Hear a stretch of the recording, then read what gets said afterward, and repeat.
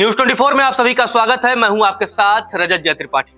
लोकसभा चुनाव से ठीक पहले चुनाव आयुक्त अरुण गोयल ने अपने पद से इस्तीफा दे दिया।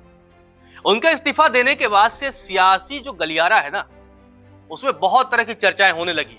विपक्षी पार्टियां सरकार पर आरोप लगाने लगी कि आखिर अभी लोकसभा चुनाव की तारीखों का ऐलान होना है और एक चुनाव आयुक्त इस्तीफा अपने पद से दे देते हैं। इससे पहले भी एक चुनाव आयुक्त का इस्तीफा हो चुका है, तो मतलब अब सिर्फ चुनाव तारीखों के ऐलान के लिए मुख्य चुनाव आयुक्त राजीव कुमार ही बचे हैं।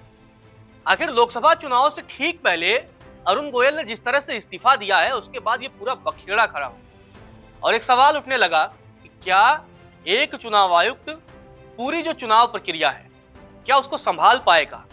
क्या एक चुनाव आयुक्त पूरा चुनाव संपन्न करा पाएगा? क्या निष्पक्ष तरीके से संपन्न करा पाएगा?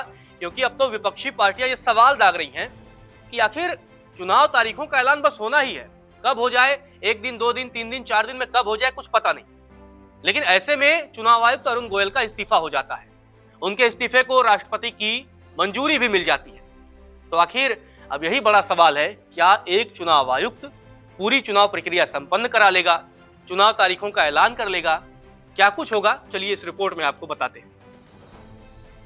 आपको बता दें, अरुण गोयल एक रिटायर नौकरशाह हैं, साथ ही पंजाब कैडर के 1985 बैच के आईएएस अधिकारी थे। उन्हें नवंबर 2022 में निर्वाचन आयुक्त नियुक्त किया गया था। पिछले महीने यानी फरवरी में अनूप चंद्र पांडे के रिटायर होने और गोयल के इस्तीफे के बाद 3 सदस्यीय ईसीआई पैनल में अब सिर्फ मुख्य निर्वाचन आयुक्त राजीव कुमार ही बचे हैं।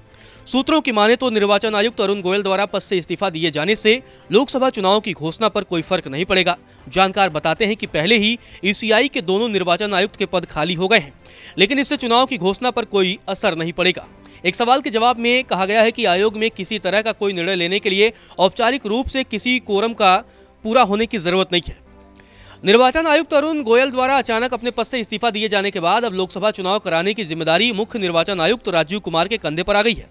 इससे पहले मुख्य निर्वाचन आयुक्त राजीव कुमार और निर्वाचन आयुक्त अरुण गोयल लोकसभा चुनाव की तैयारियों को लेकर विभिन्न राज्यों का दौरा कर रहे थे और सुचारू रूप से चुनाव कराने के लिए दिशा निर्देश भी जारी कर रहे थे।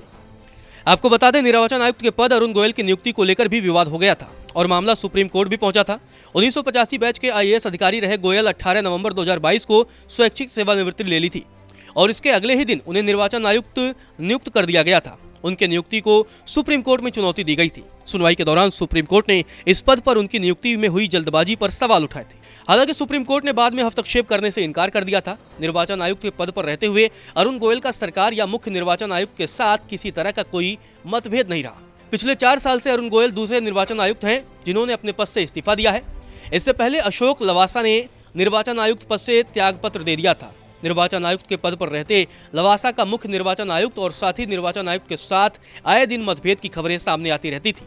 अगस्त 2020 में अशोक लवासा ने निर्वाचन आयुक्त के पद से इस्तीफा दे दिया था। इसके बाद उन्हें एशियन डेवलपमेंट बैंक के उपाध्यक्ष पद पर नियुक्त किया गया था।